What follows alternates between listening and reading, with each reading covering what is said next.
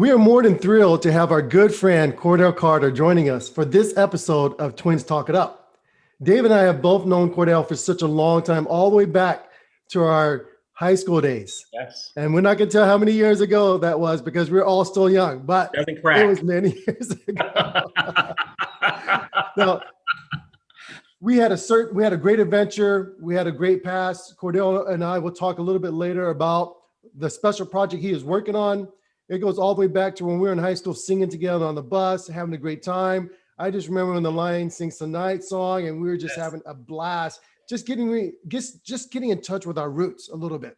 So today, Cordell is actually serving as executive director at the Socrates Program for the Aspen Institute. This Socrates Program is a forum for emerging leaders to convene and explore contemporary issues through expert moderate dialogue. He has his hands full on many projects, and he will get into it today. Maybe not all of it, but this guy has been involved in anything and everything when it comes to culture, education, even traveling all over the globe. We'll let him share his passion with you in a few moments. Cordell, welcome to the show. Oh, Dave and Dan, it's great to see you both, and it's great to be in the show with you. Well, Cordell, it's good to have you here. We're definitely excited. Tell us a little bit about who you are, what you're passionate about, what you're up to now. Sure. Well, firstly, I should note that I'm the son of a preacher man. And so if you know PKs, you know a lot about who and why I am. We, of course, have taken some different paths, and dear old dad, I don't have his patience or his call. I'm Joseph. I'm the administrator. I'm making things happen so that everyone can eat.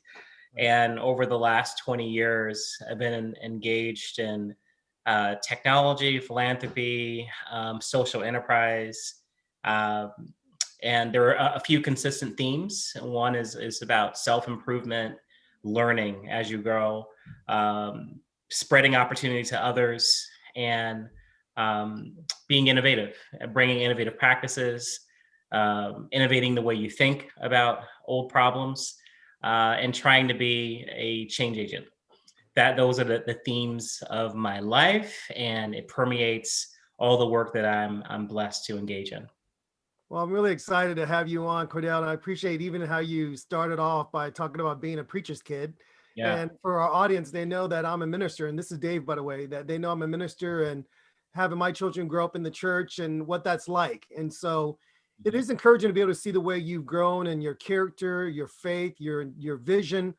Cordell, you've been a little modest here too, because you've also, in your various roles that you've had over the years, you also served at one time as the chief of staff and director of operations for the Bill and Melissa Gates Foundation. So that's pretty awesome. And it's encouraging to be able to see that. So tell us a little bit about a recent trip you took. You and I spoke not too long ago about a trip you took to Colombia, South America, and how this inspired you to really want to organize an event that really came on your heart. And I wanted you to give us a little backdrop as to why you went there, Colombia, South America, and why you wanted to develop this festival entitled the Afro-Latinx Festival of the Diaspora. I know this is still kind of the developmental phase, but tell us what inspired you, what led you down there, and where you're taking this. Sure. So the inspiration story starts in September of 2016, and I'm in China, or preparing to go to China. I experienced essentially 8 weeks of the fall that year, so the election and everything in Shanghai. And I did not recognize the country I was seeing on the television, on CNN International. I was seeing people protesting the election, overturning cars, saying that the election was unfair or was rigged. Got to get rid of the Electoral College and different things. And it was very clear to me that I was missing something, that I had been in my own little bubble, not aware of how divided the country was. And so my mind began to just wonder, what contribution can I make? And so I started, incubating this idea, what tool could I create that would bring the country together? What unifying themes could we lean upon? And around the same time, I hadn't gone back to Chattanooga, but it was pretty clear to me that I had to move to DC, because that's where the action was. You got to be in a room where it happens. and Chattanooga is not the room. And so I'd made plans to resign upon my return, which I did, phased out end of the year, moved to DC. My first week at the Aspen Institute was Inauguration Monday. When I was landing, I could see the Women's March the couple days before, that Saturday, I believe, or that Sunday, I'm sorry. And so I started right in and I said, listen, I love what the Institute does. I am not here to just build things for wealthy people. I want to really have an impact on the country. And so created a package of materials called Becoming an Inclusive Republic. And it's this idea that there's a good story to be told about America.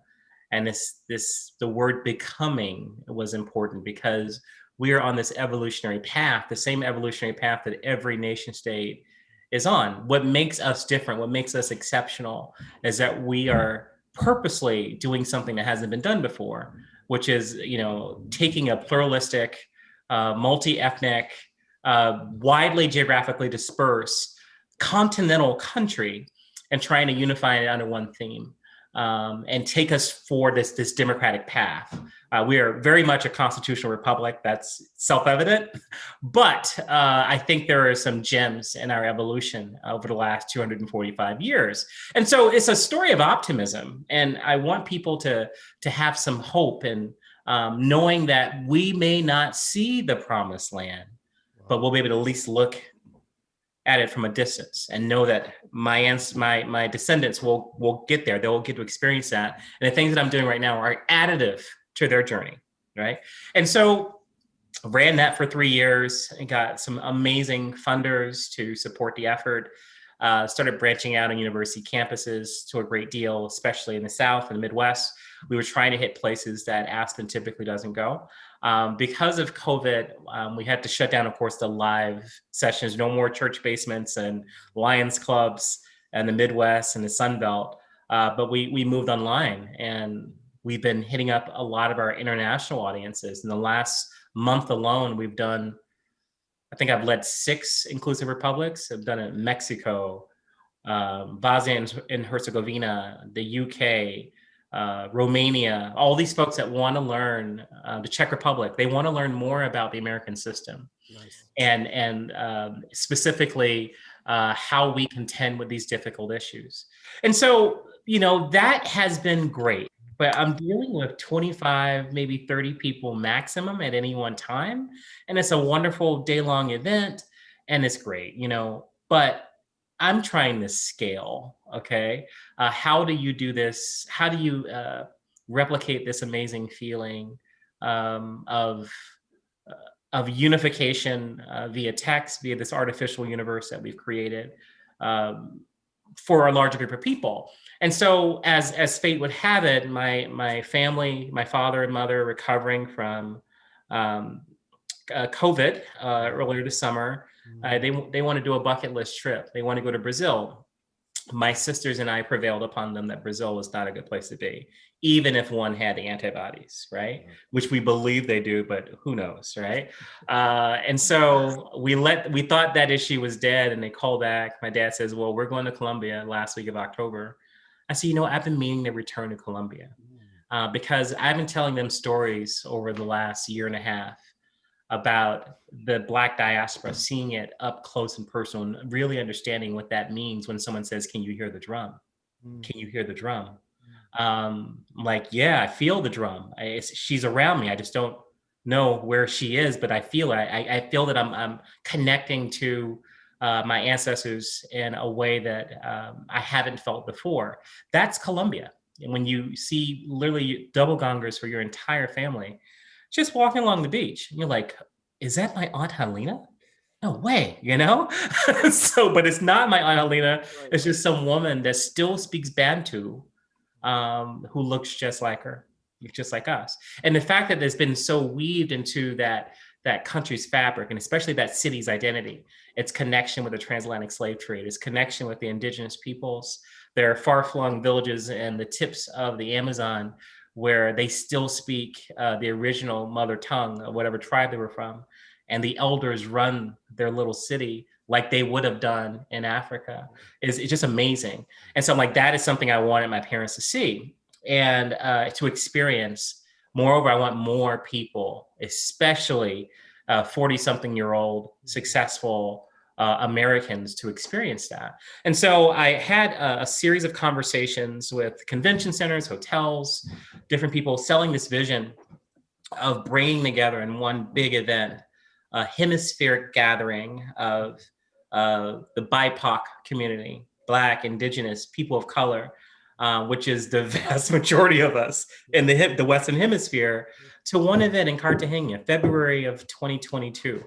Well, we will share, our shared culture, music, history, feeling empowered by the sacrifice of those that have come before us for this future in which we are the majority, when the leadership will look like us of every major organization in the world. Moreover, how often do you get a chance to be exposed to 47 different markets at once? But share also your best ideas, your best and your brightest, and then connect North American capital to South American visionaries and projects. You get impact. Pardon me, I have a beagle. She's going to make noise. I'm sorry. My daughter's on it. So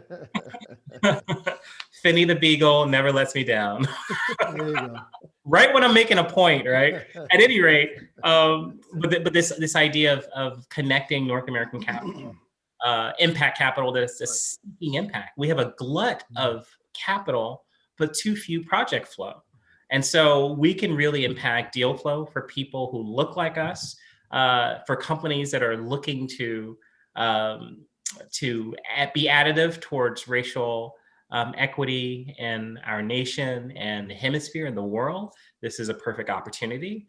And so we're 15 months out from a week-long celebration of just amazing people, of an amazing culture, and a very, very bright future. So we're very excited. That is phenomenal. I think one thing we've known about you all the way since high school is that when you get passionate about something, you carry it through. Mm-hmm. And you've always done that.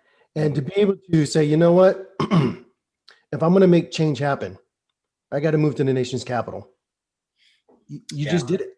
Yeah. I know a lot of people, when they started getting older in age, they get comfortable. They want to sit down. They want to relax. But you went after that. You went after the fact that if I'm going to make something happen, I have to go there. To even go down to Colombia with your family, to be reconnected to the roots. There has been a movement within our culture to want to learn more, to know more, because all we know is what we see, and we don't see much. Right. We just don't see much. I was at the this week we had the Black Enterprise Entrepreneur Summit put on by the Black Enterprise magazine. And it was such a great opportunity to be there. I was a sponsor, so I had an opportunity to meet a lot of young African Americans starting off their business. That's great. Being entrepreneurs. How do I start my company? How do I receive funding? To get access to funding is not the same. My friend I went to college with had an idea, and he was able to get all this money for funding from the banks. I couldn't get anything. I had to do a second mortgage on my house. I had to take out the money from my equity in order to fund my idea and fund my dream. And it was a great opportunity to meet so many great people. I mean, even Nick Cannon was there. We had Byron Allen that talked about how he became who he is today. He talked about the 4Ds, but everything kept going back to the central theme of we need to understand who we are. We need to understand where we came from. And I believe the work you're doing would be so much more impactful to these young individuals, as well as to people our age. But it was just so amazing to hear what you're doing. You had this vision and of this Afro-Latinx Festival, of the Diaspora, to celebrate and contribute all of this that's going on, the networking, the cultural exchange, the artistic showcase, the culinary presentations, and of course, your background, education. All this putting together in this going all in your head, your heart, feeling it. Did you at one point say, you know what, I'm not going to get overwhelmed. I'm going to make this vision reality. And what was the next steps that made you say, okay, this is what I got to do in order to push it forward? What was all that? Because there's a lot of stuff going on right now. It is. And my life like you really have to be on top of your organization game, or it can get very confusing. Mm-hmm. You know, I have a consulting firm. I have multiple people engaged in that. You have clients. You have to keep their work separate. You have to be thoughtful about that. You have your W-2 gig. You have to execute every single day. And then you have a family, right? Yeah. But the one thing about this period of COVID, it took me about 2 months to adjust to not being on the go. I was traveling 2.5 weeks a month for 6 years all over the world. And that was my normal. And so, you know, it was like, oh my gosh, I got to make my own bed. Really? There's no one I can call for food. What is this, right? I'm cooking now. Oh, I have to walk the dog 3 times a day, right? So that was a huge adjustment for me. And I felt like the walls were closing in. And then something just clicked around late May when I realized that I could be far more productive now. And you know, all these people that I knew from growing up in Southern Virginia were dying, these old preachers that I've known forever. And, you know, my dad is telling me what's going on, and he's explaining that you never want to live with regret. That is the discussion that you have with yourself as you were in your last hours on this earth. What you didn't do, what you didn't try, okay? And I said, listen, at my age, it is time to execute all these things I've been blessed to experience and have. You got to bring it all together. This is how you achieve your call on earth. This is how you build legacy. And so I started getting some really early receipts, if you will, during this time, just me trying to be more productive. You know, I said, okay, I'm gonna focus on the consulting a little bit more now that I have more time. That blew up. Okay, great. Okay, well, I'm gonna call this investment banker back and help him, you know, close this deal. That closed. And then you start getting dividend checks for your I'm like, what? It was this easy the whole time? What was I thinking, you know? So yeah, I want it more. For me, a series of global gatherings like this, there's diaspora communities all over the world. I know we are all over the world because I see us everywhere. And so, you know, what would it look like to do 12 of these a year all over the place? What would it look like to do quarterly events in DC? Where people getting all jazzed up on a theme, and you're featuring social entrepreneurs, and the sponsors are meeting everything that, like, this vision is bigger than me, and I feel that it's executable. So I'm going all in on Cartagena in 2022 because I feel confident enough to say even a bad roll of the dice there is one less regret I'll have in my last days. At least I tried. And so, but by all indicators, there are a lot of people that want to try with me. And that's all I need. They just needed someone to do a vision, articulate a vision. And, you know, that's it. I said, okay, well, you won't perish for lack of vision here. I got visions for you. And so, and I do believe that is my calling, to see things that others don't, and have the ability to execute. I was told by a young man, a mentor of mine who I'm still in contact with many years ago when I was at the University of Washington.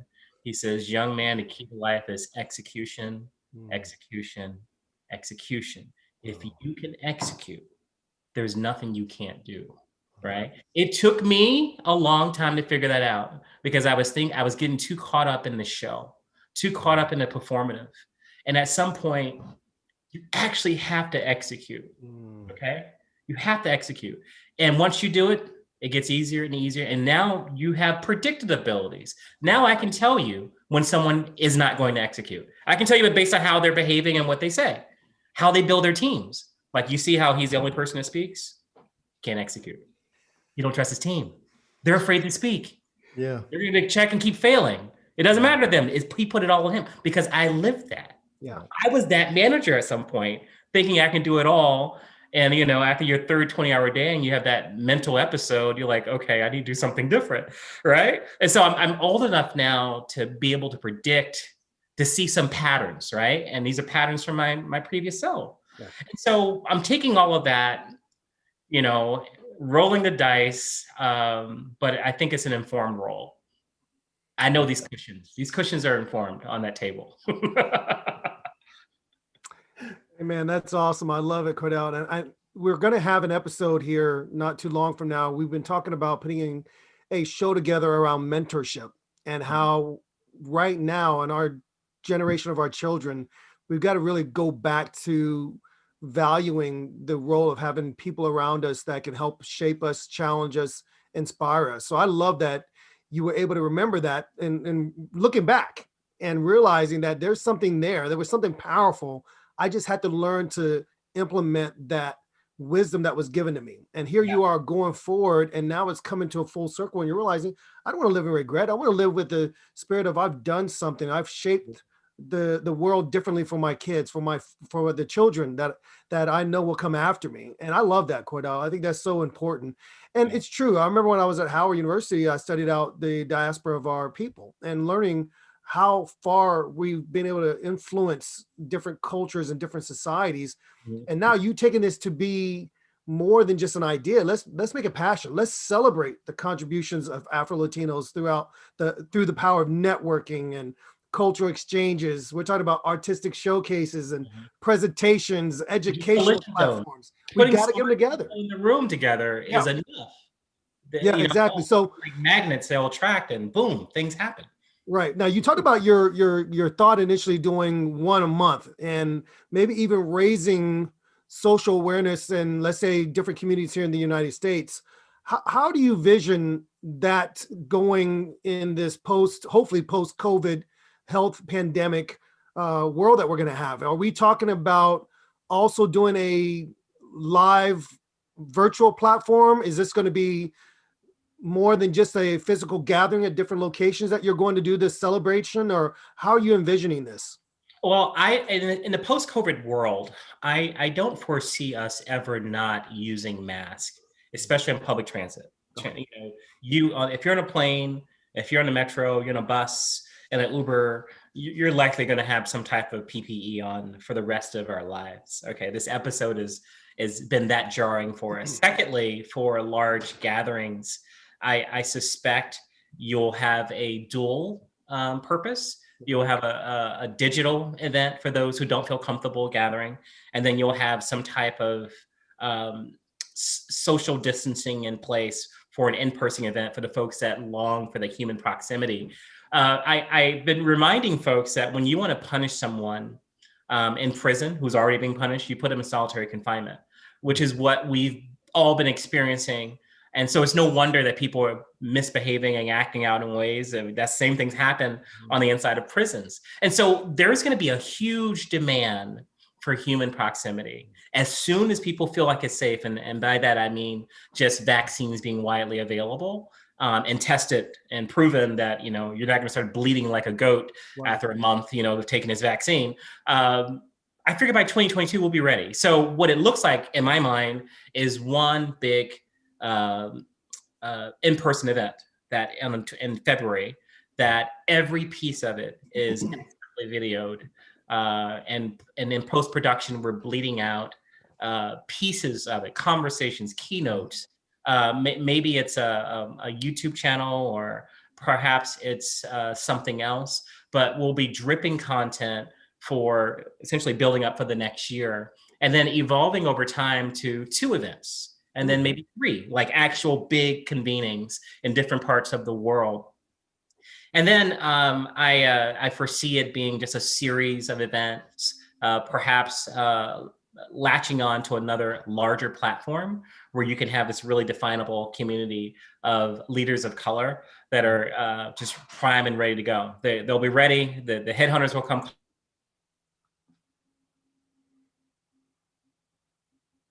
calling, say, hey, I need your list. And I said, well, hey, but to make this a bankable property, if you will, we have to execute on that very first event.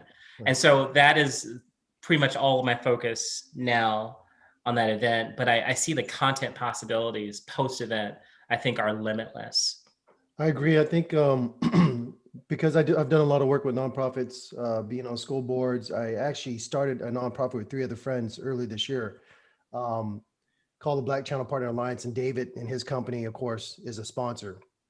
We're partnership with Microsoft, and our goal is to help African Americans build up their technology firm, create products and solutions that we're going to help them market and sell on Microsoft's storefront, through the channel community and things like that.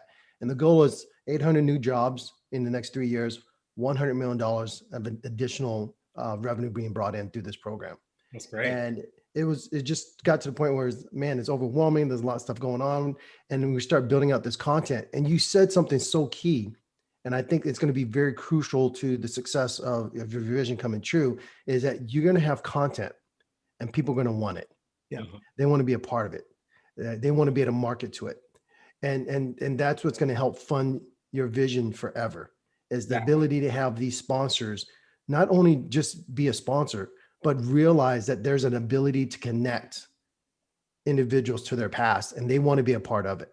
So I find that very phenomenal and very fascinating. Now, as you're collecting this content, I think you have this vision, and I'm not sure if it's possible, just expound on a little bit more, where other people, everyone else around is collecting that data as well. Everyone is using a phone, a smartphone, some type of way to film it, to showcase the music, and all. They're all gathering pictures and all that stuff. Is that going to become overwhelming at that point, to be able to take all this data and all this information and be able to make sure you put in categories and put it in different areas? What's that going to look like? Because I think as the momentum picks up, you're going to have so many willing volunteers on the street who want to be a part of this. Yeah, well, I'm trying to create a filter in the front end. There's a group, a company I used to mentor out of Chattanooga. Well, they're in Birmingham now, called Mixtros, Mixtroz.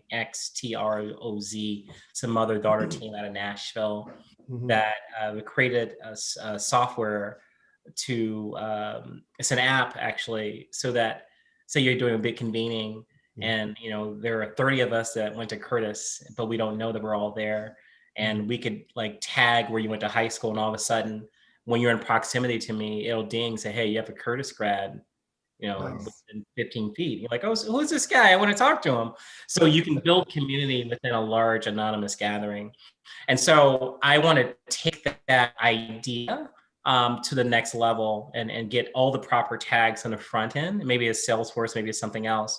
But as people are purchasing the festival ticket, I want to be able to gather all of their preferences as much as possible, so that, you know, when the dust settles and it's February 26, 2022, and we're relaxing on the beach, looking at the water, reflecting on what we've done, we have a trove of data that is easily categoricable, and we can just go through and start peeling out content, peeling out groups, putting them together. It's my dream for data. I think it's just one of the things that we underuse, the data that we already have. Yeah, I brought that up because knowing your background and even some of the history of where you worked, specifically at the Bill and Melinda Gates Foundation, where data was crucial. It was key to be able to run the programs around the world. It is, yeah. I knew you were going to do something to put together a program to mine that data. Yeah, and even businesses today, when we think about data mining, we're thinking about machine learning algorithms that are in place today. And people are looking at putting data warehouses together and ingesting data, free public data, as well as their own corporate data, and then being able to massage that data and then put it to where it can be meaningful, insightful. And that's so powerful. It's more powerful today than it's ever been before. And with what you're trying to do and your vision you're trying to create, the people like myself and my brother, to be able to look at that data and be able to learn more about who we are, our culture, to be able to find it, track the history, that story itself is so powerful. And then it helps us to connect. And that's one of the things that in the very beginning, you stated it earlier, you heard the beats. Yep. Yeah, you heard the drums. Yeah. It was that one thing that drew you in. And for all of us, we need that story to help draw us in. We need that story to help us feel pride. And let's be honest, we don't have at times that pride because we don't know who we are. Exactly. We're so disconnected from each other and our history that we think everything that must be done is something that I'm doing for the first time. And so you're in this, you know, Horatio Alger like epic by yourself and not realizing that there's power to be realized from this knowledge of what your folks have already overcome, your connection to other people in the hemisphere around the world. You are not alone. So I just think this is a very powerful combination. Knowledgeable, talented people fired up for the next thing, fired up for the next role. Somebody's going to be president. Somebody's going to be CEO of NBC. Why shouldn't those people be us? And so if you get enough people saying that and believing that, all of a sudden the universe changes for them. Yeah. So we just have to be those trigger moments to get the universe to change for them. And I'm convinced that the Festival of Diaspora could be that for some great folks. I mean, we have a few people that have already expressed interest in sponsoring, which is very positive, because I need to spend probably about 6 months just recruiting sponsors and nailing down the content, and then probably 9 months just focus on, the 1,000 people that are going to be there. But it's this is the fun part for me. Selling the vision. Are you kidding me? I get to repeat this thing that's been on my heart for 3 years. Are you kidding? Sure, let's do it right now. Coffee, tea, water. What's your preference? I'm ready to go. Exactly. You know what I love, Cordell? It's two things that came up, because we talk about our platform and our podcast. We focus a lot around leadership and communication. And Dan has really highlighted something, that you're building a story. Mm-hmm. And you're trying to get the narrative out to where people can understand that they are a vital part of the story. Mm-hmm. And the challenge there, the disconnect, is because we don't always understand our history. And I love that you're doing that. Mm-hmm. Can I ask, in terms of the already sponsorships and partnerships, how do you envision the partnerships developing? Are you looking at minority-owned enterprises? Are you looking at trying to expand this, where we are in this social unrest? And really, a lot of organizations are now looking at expanding or understanding diversity, equity, inclusion. So how do you envision this going here in the next year and a half before this gets off the ground? Well, I'm looking for 5 major sponsors, right? These are because I have 5 days of content. So that means I have 5 morning keynotes. And those are the keynotes that I want to parse out to these sponsors. And any company that's interested in diversity, equity, inclusion, I'm a belonging type. That's the word that I use, but I know people use DE&I. So I say DE&I and B. This is be an opportunity to showcase what your company is doing. The private sector is leading the show when it comes to racial equity in this country. It's not government, okay? It's not even our philanthropic sector. It is private sector businesses saying this is bad for business. I often challenge people, in the seminars, I get to be a provocateur. So I'm challenging people. I said, okay, let's assume that we're all Proud Boys and that we want a white nationalist state. So we want the U.S. exactly how it is, all the dynamism of the U.S., but without diversity. And they say, yeah, I think that's a position. I say, yeah, that's not going to happen. The reason why you have this dynamic economy that's $26 trillion is because you have differences. Yes. Because you have tensions. Our diversity is the strength. It is what makes us exceptional. Businesses get that, okay? Most large businesses couldn't tell you the first Black employee they hired. You know why? I sell products. I don't know when I hired a Black salesman, probably when I figured out that Black people buy things, okay? I don't know when I hired a Latino ones. We didn't record that. The market demanded it, and therefore we did it. Yeah.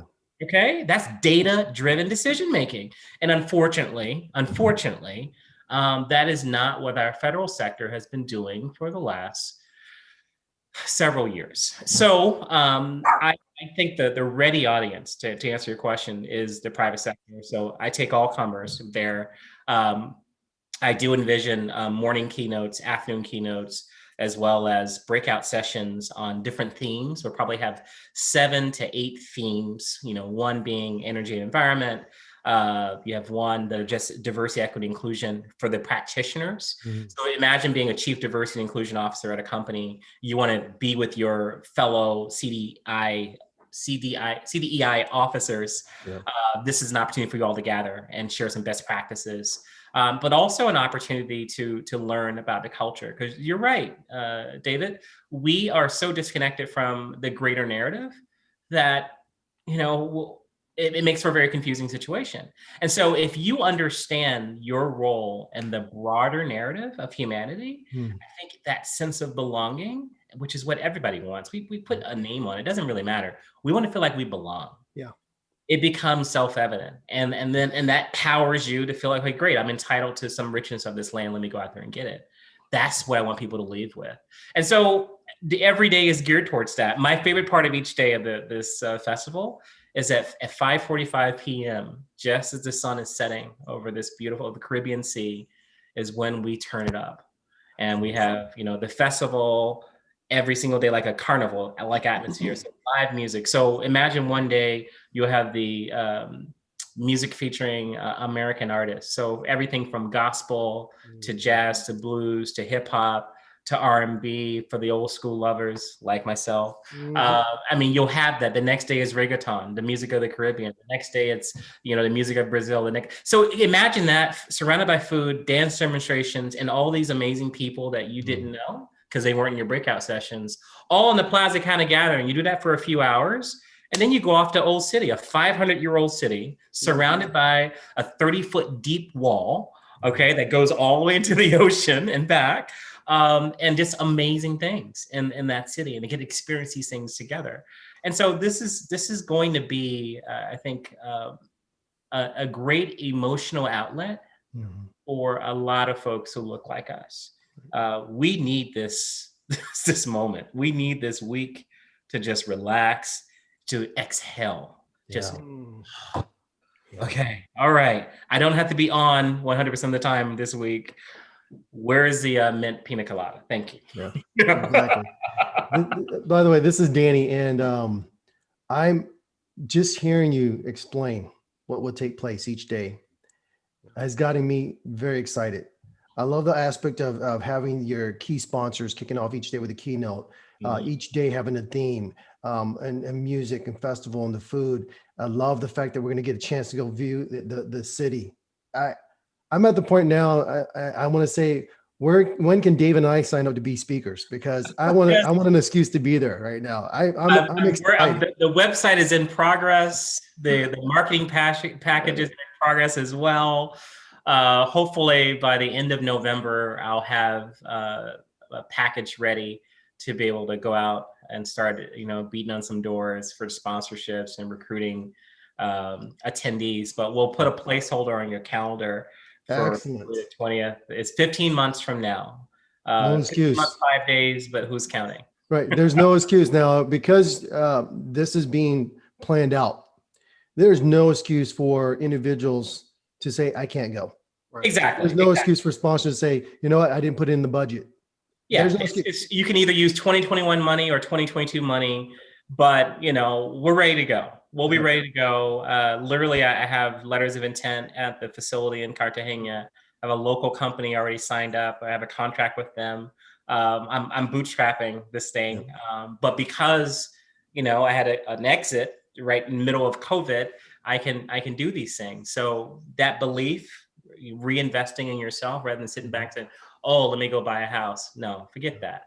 Let's go and do bigger. Let's go be big. Let's go be epic. Let's build a legacy. That's right. Something that my daughter can do when I'm in a wheelchair and I'm saying, you know what? When I had my opportunity, I was on stage. I'm glad she's doing it. Love it. Love it. This is Danny again, guys. I am at this point so inspired and so moved that I can't wait 15 months out. I want to go now. I really do. I just want to go right now. Yes. You said something very key, and I'm so in agreement with you on this. When we started the Black Channel Partner Alliance, this nonprofit organization, it was because a private organization saw what was happening in America and said, I want to do something about it. Now, this organization valued at over $1 trillion now. And of course, you guys know this company, Bill Gates, Paul Allen was founders of this organization. And they reached out to the community and said, look, how many of our partners are African-American owned firms? Out of 64,000 partners, they said we have 200 that are Black owned, less than 0.3%. Wow. And that's they don't even know if they're active. I mean, the real active ones that are hitting revenue spend, high revenue spend, are less than 15 MSPs. So that's why we had to start this organization. Yeah. And because of that, it was a private organization that said, what do you need from us to make change happen? And I love that. I love that you are looking at these organizations and you're saying, look, if change is going to happen, it's going to happen because private organization and people like myself, we're going to make change happen. Let's not talk about it. Yeah. Let's just not talk about it. Talking is over with. Yeah, I agree. Sounding good is done. Let's go make it happen right now. So I love that vision that you had. And another thing I want to say real quick before I let Dave, because I know he has 1,000 questions as well. We're a leadership company. Yeah. This is all we do is leadership. And one of the things you stated earlier is that you are working 20-hour days, doing every single decision-making process there is. And you can look at a room and look at the leaders. And if that was one person and that one person, the only one speaking, things are not getting done. Exactly. And so I know that when you build this out, you're going to have some trusted advisors. You're going to have some lieutenants with you in order to drive this change, because this, even though it's 15 months out, you can't wait. You have to start making that happen right now. So absolutely. As you're getting this going, tell me a little bit about some of the people that have taken your vision and they love it. They drink it, they eat it every day. Tell me some of those people and their characters and why you work well with them. Yeah, so we have a broad array of steering committee members that are helping on this. All of us have a connection to either the Aspen Institute or Brookings or some major think tank. It just all worked out that way. And so we understand convenings. We know what that's like to bring leaders together. All of us are also emerging leaders. We are in the mix, future candidates for big time roles leading large organizations. You have folks that represent the tech sector. Two of my folks are just been named to the Biden Harris transition teams. Awesome. In different departments. And one was a prosecutor / researcher out of New Mexico, and the other was working for LinkedIn. Microsoft LinkedIn. And so it's a broad array of characters. And I've asked them basically two things. One, I need your help with content. Help me think about the type of compelling content that would drive people's interest to come here. Also, what great speakers could we invite to lead different portions of this? Wow. Secondly, help me think about sponsors, people I should approach, people that are in your network. And then thirdly, who are the 10 people that you would invite to meet you there? That's an old trick we do at other places. Like, 10 cool people that travel well and that are curious. Well, pitch this to them. This is something that they should join you at because it's going to be this great event. And so it's a motley crew. We're representing all facets of the country. So it's pretty diverse group. We're modeling what we like to see, right? This diverse group of folks trying to create an event for people interested in diversity, equity, inclusion, and belonging across the hemisphere. And then I have folks actually in the Caribbean, have a person in Brazil that are essentially ambassadors. And I've been toying with the idea of creating a Diaspora Fellows cohort where I could base them in all 47 countries of the hemisphere, just one person, and they can help with content, they can help with variety things, they can help us actually work to convene the festival. I'm thinking that's beyond the scope of year one. Year one, let's just execute. Let's like not lose our shirts here. Execute. Exactly. And we can do the add-ons later. But I think there's some really promising possibilities with respect to talent. There's the world always needs great talent, and if you have one central repository of just great people, that is gold to Microsoft. That's gold to IBM. Anybody that's constantly on the search for talent, if you have gobs and gobs of it in one place, that's vetted, that you've had some experience with them, you can speak intelligently about them. That's gold for them. And so using them to attract sponsors, and then using sponsors to attract participants. I'm trying to create this virtuous circle. Yeah, I love it. And I think what's really exciting, Cordell, is your vision of pulling in various sectors and making sure that we can have a platform for educators, a platform for business owners, and really just thought leaders from different industries. My question to you regarding this platform, and we're talking about hearing the beat of the drum, and I love that. Is there going to be a sense that this could be too big too soon? Is there going to be a sense that this is going to be a theme that you'll change every year, every quarter, or how are you approaching this aspect in terms of not letting it get too big too soon, if that makes sense? Right. No, it totally makes great sense. My original thought was that every year it would change locations. And I've subsequently had hopefully better, more refined thoughts. And I think it make more sense to be based in Cartagena for maybe 1 or 2 years. So 2022 through 2024. And then from 2025 to some other time, you're somewhere else in the hemisphere. The original idea was this would have been in San Juan, Puerto Rico. That's where, I thought it'd be the perfect place for it, because it's completely bilingual. It's the US, but it's not, but because it is the US, you have immigration issues, people coming from all over the world. We're going to have visa issues. So you have to go to a place that's a little more accommodating. Sure. And frankly, sadly, people don't feel as safe as they used to walking around the US. The images of us being transmitted around the world is of white nationalists patrolling the street with firearms. Okay? That is not a welcoming image to anyone. And so you had to take that into account and frankly move the entire event out of the continental US because you want people to feel safe. A damning statement to say about the world's most progressive democracy. But that is our new reality for a while. But hopefully these things will change. I think limiting it to one place the first couple of years is probably a more efficient strategy to go, because we can really refine the product and then move it around. And who doesn't want to be in Cartagena in February? I mean, come on. It's a great place to be. The weather is fantastic. Right. Where? This is Dave, by the way, and I appreciate you sharing that, Cordell. I think one thing I will say that's really enlightening in our conversation, there's many things, but this one here in particular is how we're viewed by the world.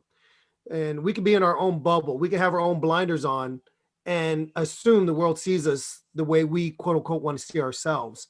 And it's not the case. And so I'm really glad to hear you looking ahead and realizing that because of where things are currently, that we've got to be able to put ourselves in a position where we can celebrate, we can highlight the cultural diversity and the beauty of our people, but we got to put it in an environment where people can feel safe. So organizations can get involved, so leaders can get involved.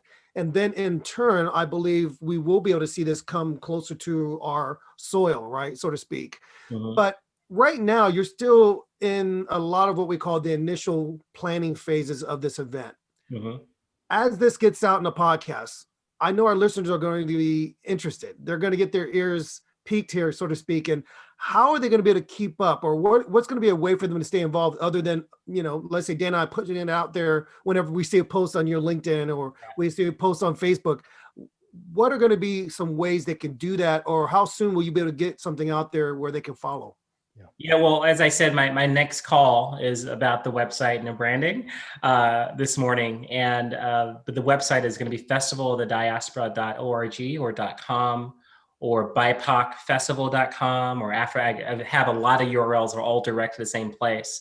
But we'll be putting out a fair amount of marketing. I mean, a lot of the startup budget is just marketing the event. And so they will definitely see us. You will see us in your SEO optimization models. You'll see us on the various social media platforms. I'm looking forward to working with a marketing company that's going to help in that endeavor. Awesome. I appreciate that, Cordell. I'll say this. It's an honor to have you on. We go back many, many years, and I'm glad you didn't decide just to kind of go off on a tangent and tell stories of us in high school and how people could tell us apart. And they only knew us when we were together or we were apart individually. So I'm glad you didn't go there. But I will say it's been a joy having you here, Cordell. And likewise, so good to see you all. Thank you. I'm really glad you're back in the region here. I know that for our audience, they are aware that Danny's in Texas. I'm here in the Baltimore, Maryland market. You're there in the DC market, and we're really next door neighbors again. And so I'm really looking forward to getting more time together with you and your family and really getting caught up into what your vision is. And as this comes together, in one way or another, Dan and I are going to find ourselves down there. Oh yeah, I expect y'all to be in Cartagena. If we're not keynote speakers, we're going to be dancing and eating the food. So I'm telling you, Yes. I know Good. 2 months out, we're there. Good. So on behalf of my twin brother and the Twins Talking Up podcast, I want to thank Cordell for joining us today. I'm going to leave some information below in our podcast here so you can follow him, you can find him, and as things get updated, we're going to make sure we update our audience as well. So we want to thank Cordell for joining us today. If you are interested in being a sponsor for the Twins Talking Up program, please look at contacting us through our website. Also, you can go to patreon.com/DSB Leadership Speaking. And if you do decide to become a sponsor, we'll go ahead and open up a commercial spot for you so you can highlight your organization or your service and product. Again, we want to thank Cordell for joining us today. We look forward to seeing you guys all on the next episode of the Twins Talking Up podcast. Take care, everybody.